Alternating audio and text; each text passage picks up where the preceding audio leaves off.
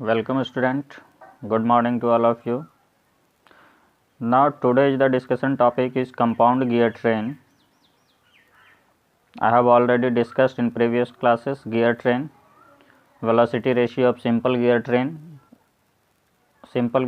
definition.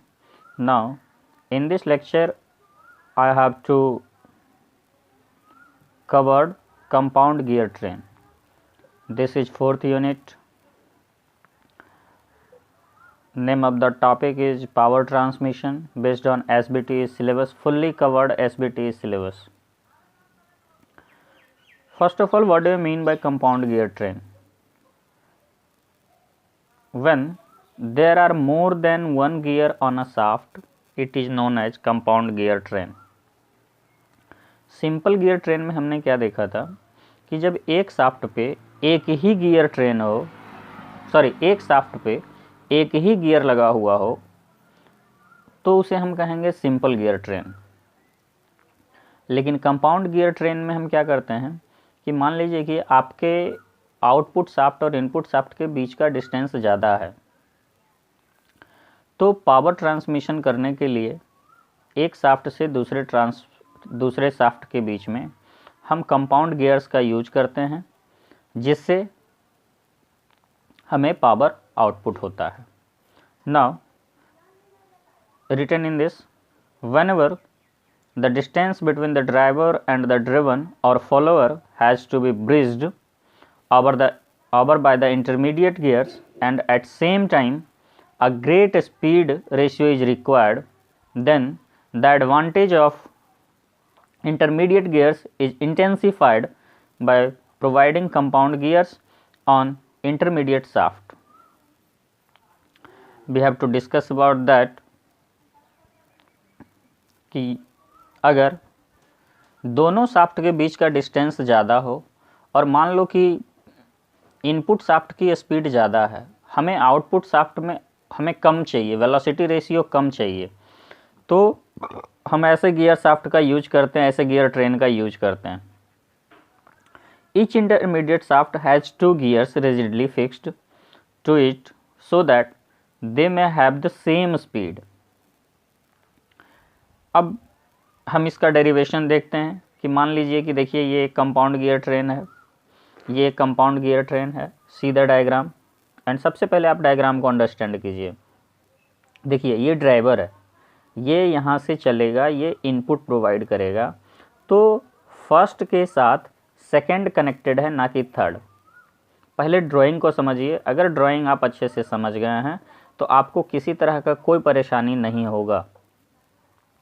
अगर first के साथ सेकंड, ये देखिए इसका फ्रंट व्यू, ये सेकंड और थर्ड सेम शाफ्ट पे कनेक्टेड है, सेकंड और थर्ड सेम शाफ्ट पे कनेक्टेड है, यानी जो डायरेक्शन मोशन डायरेक्शन सेकंड का होगा वही डायरेक्शन थर्ड का भी होगा। फर्स्ट अगर रोटेट किया क्लॉकवाइज तो जो सेकंड कनेक्टेड है एंटी क्लॉकवाइज, तो एंटी क्लॉकवाइज सेकंड में रोटेशन होगा।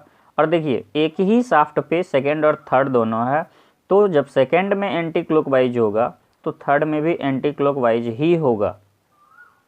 सेम आगे बढ़ते हैं तो थर्ड के साथ फोर्थ कनेक्टेड है, थर्ड के साथ फोर्थ कनेक्टेड है, यानी अगर ये एंटी क्लॉकवाइज मूव कर रहा है तो अब फोर्थ क्या होगा, उसका डायरेक्शन चेंज हो जाएगा, उसका डायरेक्शन हो जाएगा क्लॉकवाइज।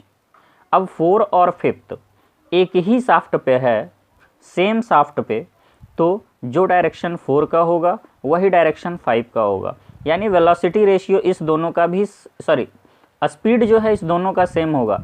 यानी अगर मैं कहूँ तो N2 equal to N3 and N4 equal to N5।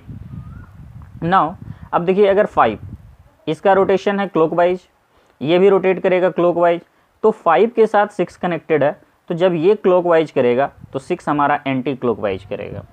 ठीक है, तो अगर हम कंपाउंड गियर्स का यूज करते हैं तो हमें देखिए वेलोसिटी रेशियो भी चेंज मिल रहा है, डायरेक्शन ऑफ मोशन ड्राइवर और ड्रिवन का दोनों का चेंज मिल रहा है। ओके, अब देखिए इसका फ्रंट व्यू, फर्स्ट के साथ कनेक्टेड है सेकंड, सेकंड के साथ सेम शाफ्ट पे थर्ड, यानी N2 जो होगा वेलोसिटी रेशियो जो 2 का होगा वही वेलोसिटी रेशियो 3 का होगा। बट अब 3 और 4 एक शाफ्ट पे है लेकिन अलग अलग है, तो 4 का वेलोसिटी रेशियो, 4 का डायरेक्शन 3 के डायरेक्शन से अलग होगा। 4 और 5 सेम शाफ्ट से कनेक्टेड है, 5 और 6 अलग अलग है, तो 6 हमारा ड्रिवन है। 6 हमारा क्या है? ड्रिवन। यानी हमने फर्स्ट को चलाया और 6 में हमने पावर आउटपुट लिया। ठीक है, तो हमें फाइनली आउट निकालना है। कल मैंने क्या देखा था, ratio of driver to the ratio of driven equal to the inverse of number of teeth. यानी हम कहें N1 by N6 equal to हो जाएगा T6 बाई T1।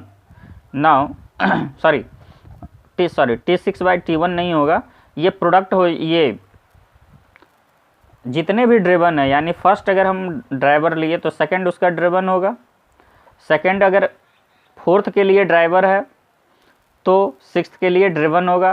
तो यानी ये हो जाएगा product of driven to the product of driver. यानी वेलोसिटी रेशियो अगर मैं देखूं तो इसका हो जाएगा N1 बाई N6, यानी हमने ड्राइवर को ऊपर रखा, ड्रिवन को नीचे, तो अब हम ड्रिवन को ऊपर रखेंगे। ड्रिवन कौन कौन है? तो फर्स्ट को चलाए तो सेकंड ड्रिवन होगा, सेकंड थर्ड एक ही है तो थर्ड को चलाए तो फोर्थ ड्रिवन होगा, फोर्थ फिफ्थ एक ही है तो फिफ्थ को चलाए तो सिक्स्थ ड्रिवन होगा। अब आप देखिए कि अगर हम कहें product of driven to the product of driver, यानी N1 by N6 velocity ratio equal to T2 into T4 into T6 to the T1 T3 T5, यही है इसका। यानी T1 T3 T5 की जगह हम लिख सकते हैं हाँ T1 T3 T5। Okay,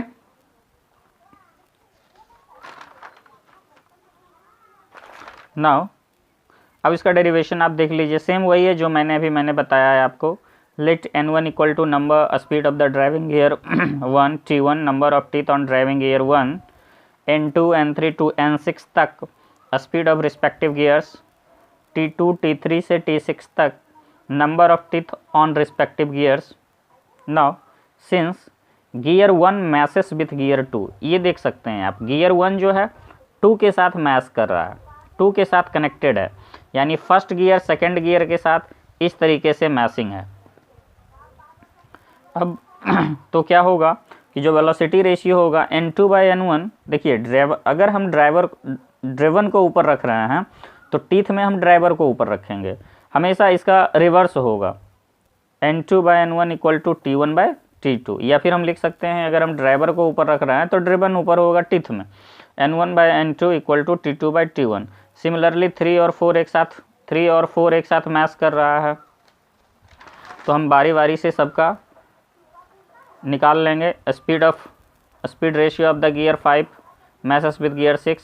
similarly अगर हम निकालेंगे तो हमें एक इक्वेशन फाइंड आउट होगा N1 by N2 into N3 by N4 into N5 by N6 equal to T2 by T1 into T4 by T3 into T6 by T5। Since gear 2 and 3 mounted on shaft, मैंने बताया था कि 2, 3 and 4, 5 एक shaft पे connected है, इसीलिए जो velocity ratio जो स्पीड रोटेशन N2 का होगा वही स्पीड रोटेशन N3 का होगा, जो स्पीड रोटेशन N4 का होगा वही N5 का होगा। नाउ जब हम बारी बारी से सारे इक्वेशन को पुट आउट करते हैं तो देखिए यहाँ हम N3 की जगह N2 रख देंगे, N4 की जगह N5 की जगह N4 रख देंगे, तो 2 से 2 कैंसिल आउट, 4 से 4 कैंसिल आउट, देखिए 2 से 2 कैंसिल आउट, 4 से 4 cancel out. Finally we get N1 by N6 equal to T2 by T1 into T4 by T3 into T6 by T5, ये हमें मिलेगा।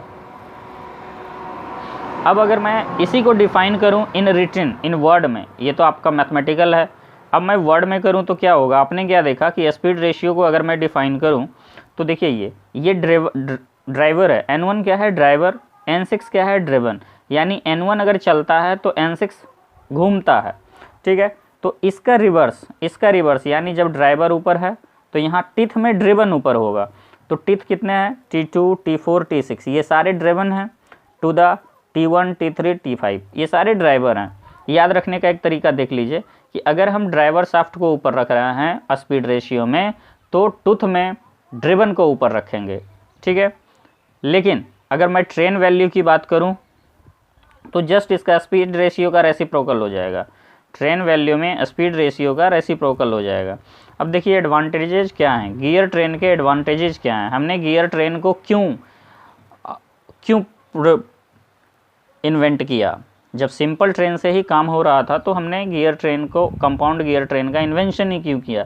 तो जब हमें स्पीड रिडक्शन की ज़रूरत पड़ेगी, जैसे मान लीजिए क्या होता है कि अगर मैं, आप देखते होंगे ये आटा चक्की वगैरह का जो मिल देखते होंगे, या उसमें क्या होता है, या फिर ऑयल रिफाइनरीज या इंडस्ट्री ऑयल रिफाइनरीज वगैरह आप देखते होंगे जहाँ मस्टर्ड को ऑयल के रूप में कन्वर्ट किया जाता है। तो आप उसमें अक्सर देखे होंगे कि जो हमारा प्राइमरी शाफ्ट होता है उसका रोटेशन बहुत ज़्यादा होता है, प्राइमरी शाफ्ट का रोटेशन ज़्यादा होता है, लेकिन हमें जो फाइनल चाहिए उसमें रोटेशन कम चाहिए उसका। तो ये रोटेशन को कम करने के लिए, यानी वेलोसिटी रेशियो को कम करने के लिए हम कंपाउंड गियर ट्रेन का यूज करते हैं। तो सबसे पहले है क्या कि much larger speed reduction from the first to the last shaft, यानी पहले शाफ्ट का स्पीड को अगर रिडक्शन करने की ज़रूरत पड़ी लास्ट शाफ्ट में तो हमें कंपाउंड गियर ट्रेन की आवश्यकता पड़ेगी। सेकेंडली देखें कि usually for speed reduction in excess of 7 to 1, 7 to 1 मतलब कि अगर मैं चाहूँ कि 7 दैट मीन्स हाई स्पीड है, उसे मैं 1 पे कंट्रोल करना चाहूँ तो हमें गियर ट्रेन की आवश्यकता पड़ेगी।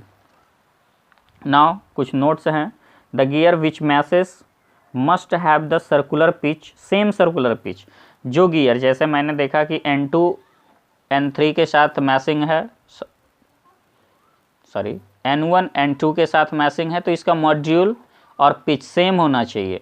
N4 N3 के साथ मैसिंग है तो इसका मॉड्यूल और पिच दोनों सेम होना चाहिए। ये आप ध्यान रखेंगे, ये ऑब्जेक्टिव्स में भी आ सकते हैं कि मैसिंग के लिए एग्जैक्टली क्या ज़रूरत है। अगर दो गियर्स एक दूसरे से मैच कर रहे हैं तो क्या सेम होना चाहिए, module, pitch, circular pitch, addendum circle, dedendum circle, बहुत सारे ऑप्शंस आएंगे तो आप उसमें याद रखेंगे। ये ध्यान से दीजिए कि सेम सर्कुलर पिच होना चाहिए या मॉड्यूल सेम होना चाहिए, दोनों में से कोई एक सेम होना चाहिए। ठीक है, चलिए एक नेक्स्ट टॉपिक है जो आपके सिलेबस में तो नहीं है लेकिन न्यूमेरिकल्स पोर्शन से बहुत ज़रूरी है कि design of spur gear. Spur gear को डिज़ाइन हम कैसे करते हैं, ठीक है, एज ए इंजीनियर आप स्पर गियर का डिज़ाइन कैसे करते हैं। Spur gear that means parallel teeth होते हैं, दो गियर्स के पैरेलल टीथ होते हैं गियर्स के ऊपर में, ठीक है, इंक्लाइंड नहीं होते, इंक्लाइंड हेलिकल में होते हैं। अब अगर मैं कहूँ कि spur gear that means driver और driven are to be designed for a given velocity ratio and distance between the centres of two shaft के बीच का सेंटर्स जो होगा।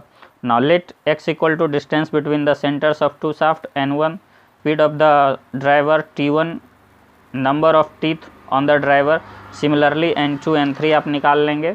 अब अगर मैं कहूँ कि circular pitch PC equal to circular pitch हो जाएगा, तो सबसे पहले हम निकालेंगे distance of the centres of shaft, यानी x इक्वल टू निकालेंगे दो शाफ्ट के बीच d1/d2/2, दैट मीन्स उसका एवरेज निकाल लेंगे। स्पीड रेशियो तो वही हो जाएगा N1/N2 इक्वल टू, देखिए यहाँ d2/d1 ये डायमीटर का रेशियो आ गया, ये ध्यान रखिएगा, इक्वल टू T2/T1। ये फेनोमेना बहुत ज़रूरी है, ठीक है। और टीथ ऑफ गियर्स जो होना चाहिए ये कंप्लीट नंबर होना चाहिए। देखिए टीथ ऑफ गियर जो होता है पॉइंट में नहीं होता है, आप किसी भी शाफ्ट पे, किसी भी गियर्स पे अगर टीथ फॉर्मेशन करेंगे तो 2.4 2.3 नहीं करेंगे, या तो आप 3 करेंगे या 5 करेंगे या 7 करेंगे या 9 करेंगे, जो भी होगा वो नंबर ऑफ स्पेसिफिकेशन के अनुसार होगा, ठीक है। थैंक यू माय फ्रेंड, इस वीडियो में आप यहीं तक देखिए, अगले वीडियो में मैं न्यूमेरिकल्स का प्रयास करूँगा ताकि आपको सारा न्यूमेरिकल्स इससे जो है आपको बता सकूँ। Thank you.